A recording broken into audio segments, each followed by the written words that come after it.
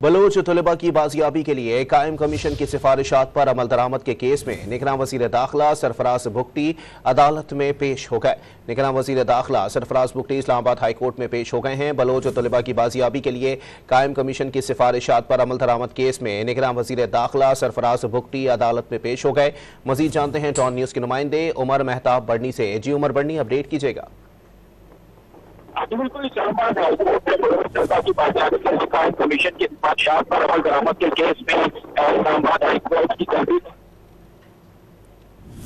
उमर से राब्ता बहाल करने की कोशिश करेंगे। बलोच तलबा की बाजियाबी के लिए कायम कमीशन की सिफारिशात पर अमल दरामद के केस में निगरान वजीर दाखिला सरफराज बुगटी अदालत में पेश हो गए। अदालत ने निगरान वजीर आजम को ज़ाती हैसियत में तलब कर रखा है। आपको बताएं कि बलोच तलबा की बाजियाबी के लिए कायम कमीशन की सिफारिशात पर अमल दरामद के केस में निगरान वजीर दाखिला सरफराज बुगटी इस्लामाबाद हाई कोर्ट में पेश हो गए हैं। उमर मेहताब बढ़नी से हमारा राब्ता बहाल हुआ है। जी उमर बढ़नी, अपडेट कीजिएगा।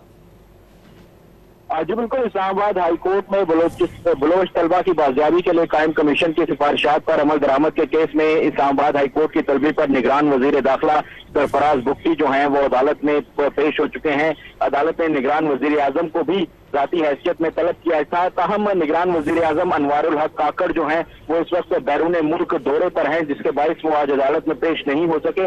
इस्लामाबाद हाई कोर्ट के जस्टिस मोहसिन अख्तर कियानी जो है वो बलोच तलबा केस की कुछ ही देर बाद समाअत करेंगे।